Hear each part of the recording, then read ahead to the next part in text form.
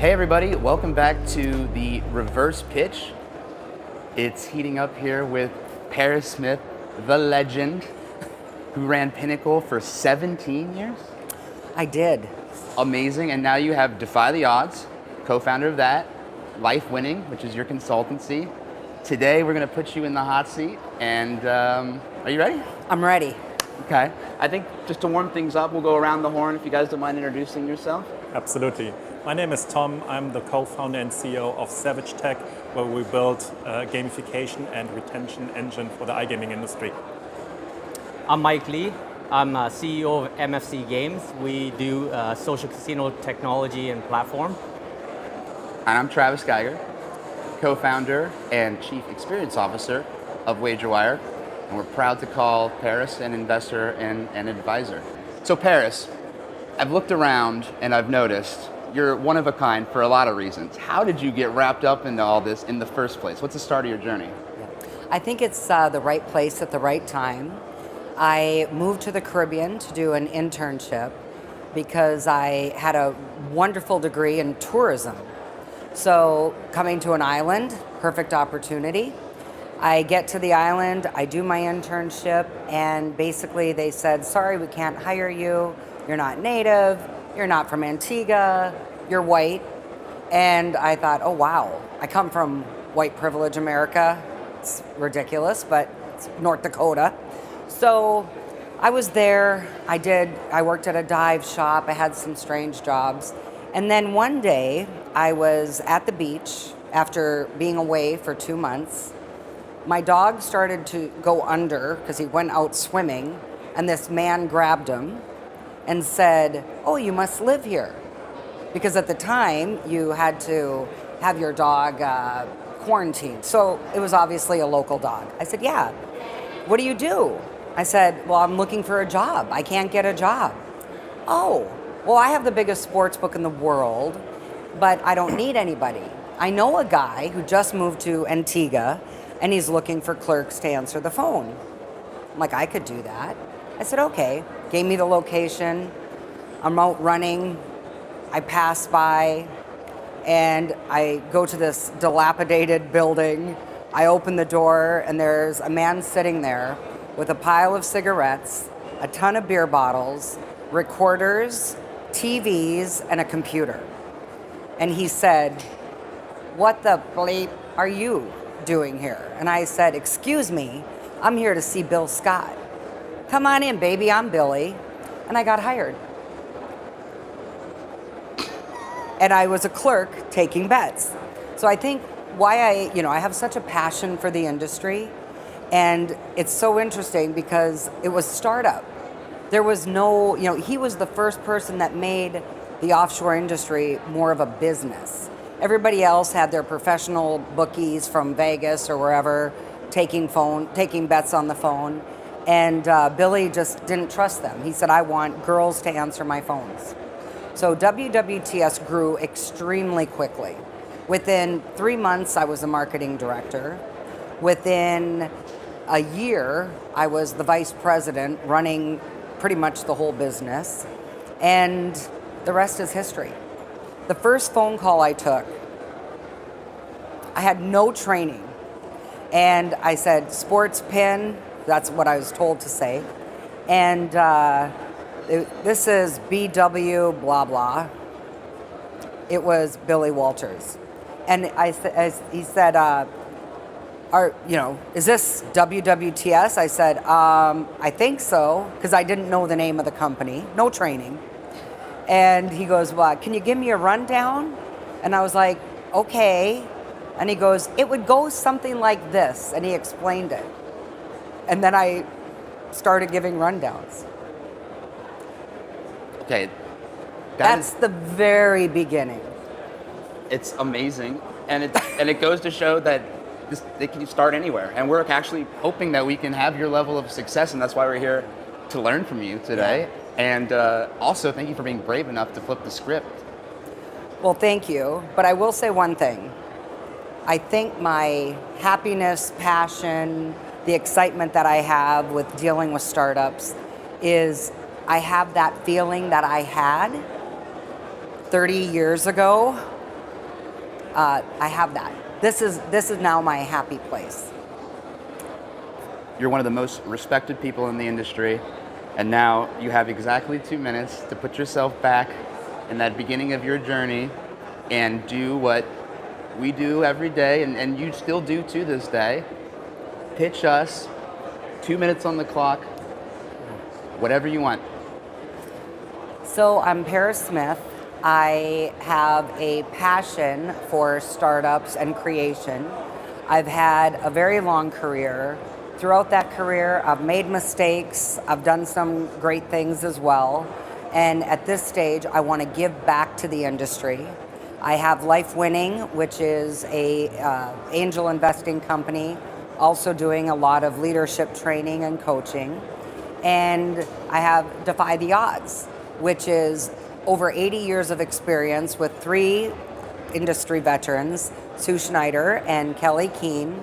And our goal is to help the marginalized entrepreneur and basically help them get set up for success so everybody has an equal chance to be the next big thing. Okay. Is that 2 minutes? I'll take the first Do I got question. more You have time? time on the clock. You want to use it? I don't see the clock. Okay. No, I think I'm good. That's all I got. Okay. So I'm curious. You mentioned your co-founder. I mean, you guys are powerhouses, and I also noticed women, which is important, and that's part of your mission. And that used to be, I say used to because it seems to be falling out of favor, what was called diversity, equity, inclusion, gender parity. How has that affected Defy the Odds, or is it an opportunity? Well, I think it's a huge opportunity because we've created ourselves throughout the industry, throughout the years, and we've always done things the right way. We have a lot of credibility.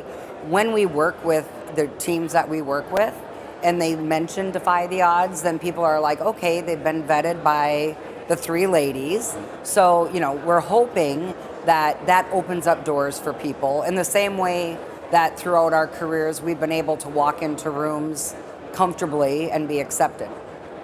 So first of all, thank you very much for doing this. Angel investing itself is an art. It's very, very difficult. And I can only assume that a lot of startups and founders are contacting you just maybe with an idea only. How do you select which kind of startups you would like to get involved with? What kind of attributes does the founder or the founding team have to have for you to become interested in them? That's a great question. First of all, I have always, throughout my career, I love people. So I look for hungry, humble, smart, and passionate. So that's one thing I'm looking for. Also, having 30 years of experience, because prior to Pinnacle, I was with WWTS. Having those 30 years of experience, I know what an operator is looking for. I have a decent idea of what's going to be successful. So, making sure first that people hit those 4 characteristics, looking at the product, understanding the idea. One thing that I'm really keen to see is when people have the capability to pivot, because you can have a great idea, but executing it's a whole nother story. I love when somebody has a proof of concept. I get much more excited about that. However, sometimes there are people that just have a good idea and they're vetting it through. I do a lot of just helping and letting people bounce things off of me. But when it comes to putting my money there, they have to hit all the characteristics. They have to be able to pivot and listen. And then the community of investments. Well, the whole industry is amazing, but the community of investors, there's so many. We all look at everything. And I reach out to those guys and some girls and get their feedback on different groups. And then the money will come out. Thank you. Paris, you've been really successful in your career thus far. As a person that's worked in industry for some time, now I'm doing a startup. What's the 1 or 2 key superpowers that I should identify in myself or nurture as I go that's going to help me be successful in a startup environment? Well, you have the advantage of having that experience. And you also have the view from an operator perspective. So I think if you utilize that, probably more than you're doing, because you want to be in the startup phase mode, but the reality is you're starting a new product, you're not starting a new career. Yeah. So I would definitely leverage that if I were you. And then also, utilize your resources, utilize your network that you had previously. I think that's gonna, it's gonna give you a foot up leverage maybe other startups don't have.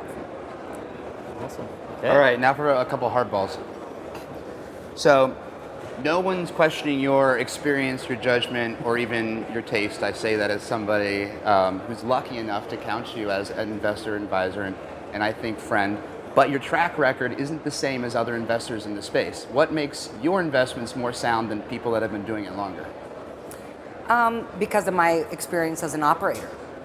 My experience as an operator, I've seen things internally within my own organization that were some of the similar ideas that people are bringing to me and that didn't work. So the experience, the years of experience, osmosis, and watching the shift of the industry. So I've seen, there's also there's a pattern that the industry has, and I think right now it's a hot time for investors because gaming is hot, women's sports are hot, responsible gaming is hot, compliance is hot. There's so many components that people have an opportunity to tap into.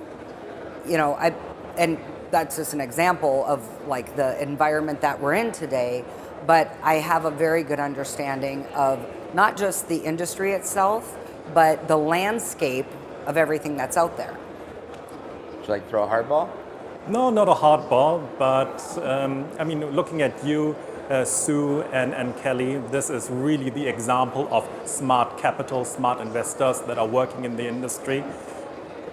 Can you give us an example when you were working with a startup where that did not plan out the way you thought it would be because the startup or the founder, for example, did something that you didn't foresee, and through that potentially the startup didn't succeed as it should be?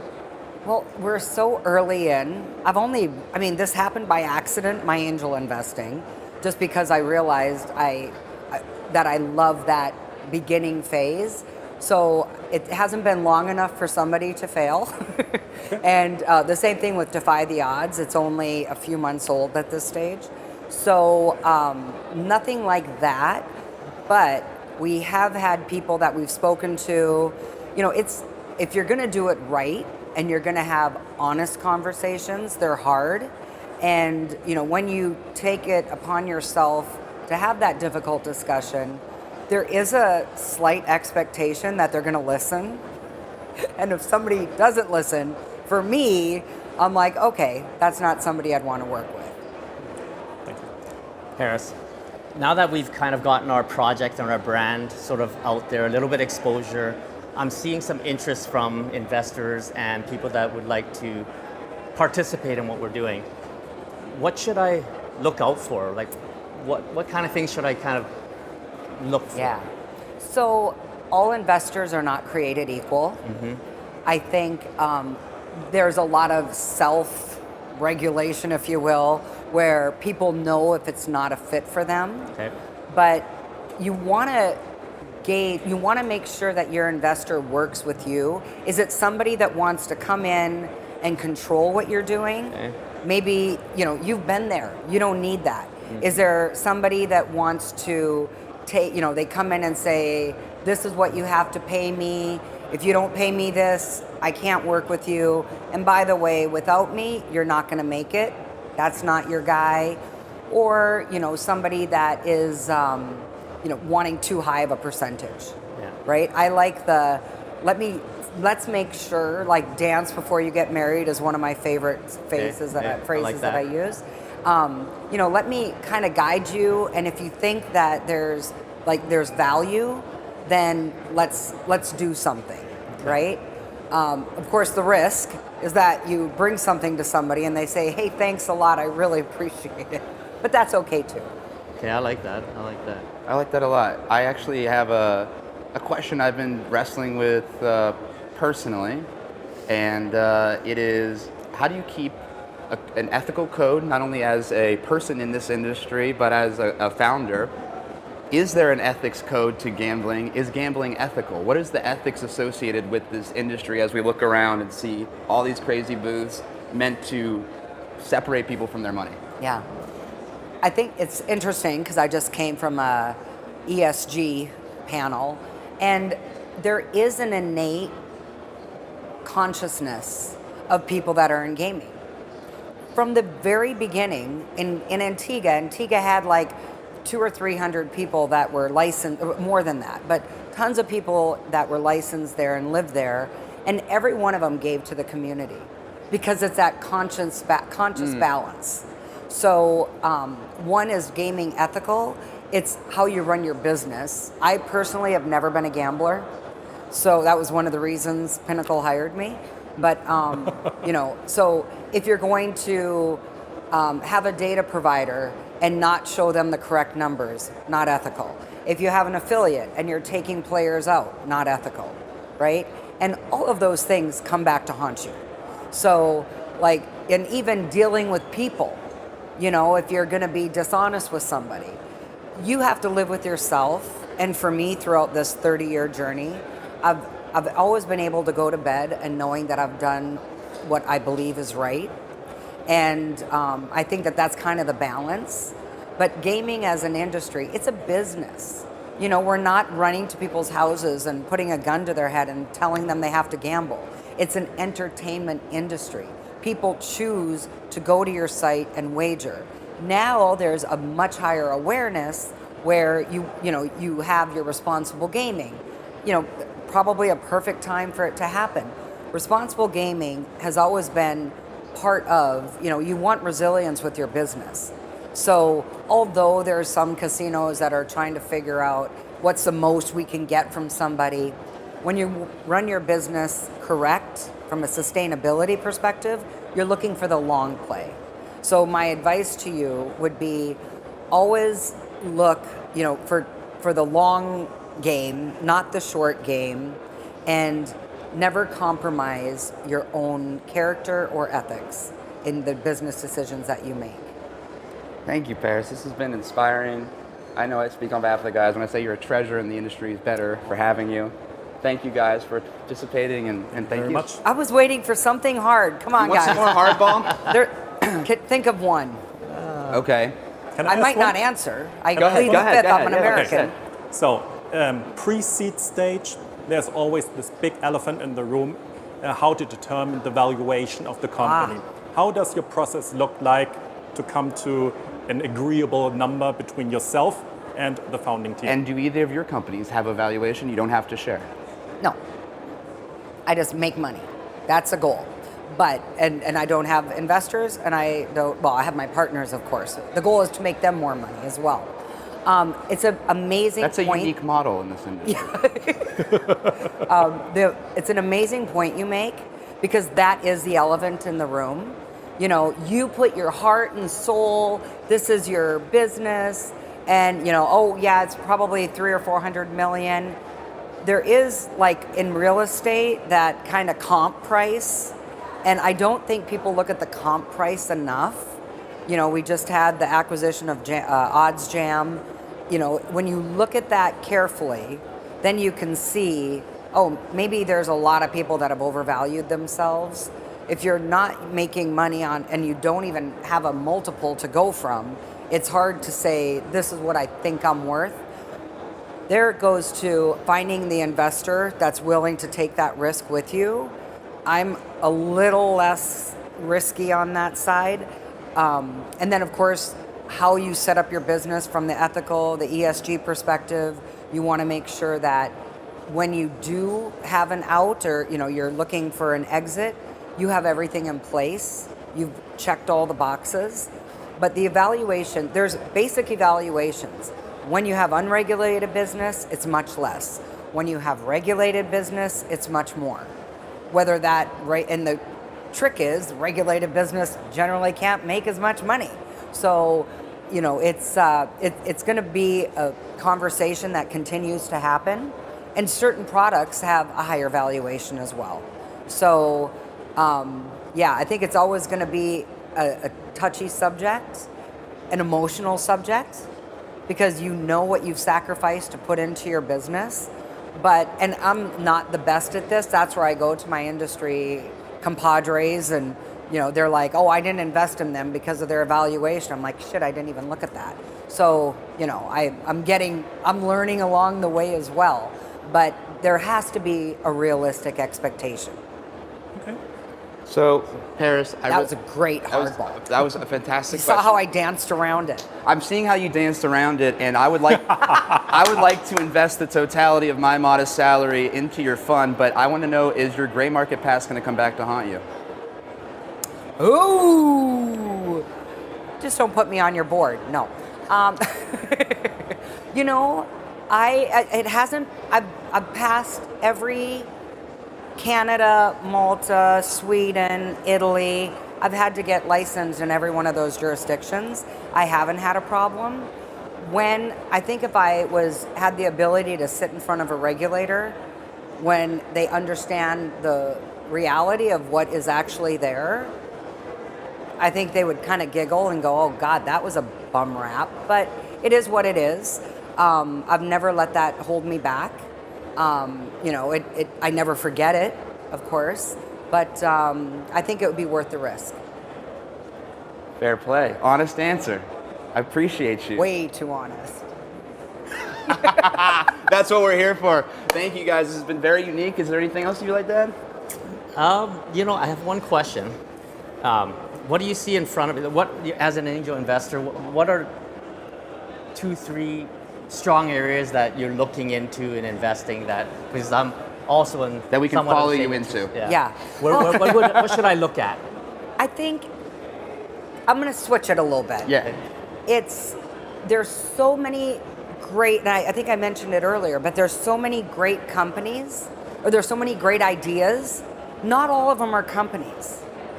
So if you start, and this is where the groups that I'm working, especially Defy the Odds, we see the landscape of everything, and you may have something great, and this guy has something great, and I think we're going to see a lot more collaboration and consolidation of these products and groups. And you've got super smart, super motivated people, and it's like, that's a great idea, but does that solve the problem of X, Y, and Z? No, it doesn't, but we've got X and Z over here. Let's stick your Y in there. And if somebody, the problem is this is you, and you want to have your big company, and it's going to be all me, but then there's the reality. Either there's going to be no success or a longer point to success. So I would say, yeah, and this is why I love what's been happening with the conferences. You have these pitch competitions. All of the startups are sitting together. I'm always making my startup guys and girls talk to each other, hang out with each other, inviting them to different things. And then they all have this camaraderie, and I've always said, I hope in 30 years, these guys are sitting together at the expensive restaurant, doing the big baller moves, and helping new guys coming in, right? That's awesome. That's funny, because I was just That 30 was minutes you. ago, I was at this table with all these different people from our past. Yeah.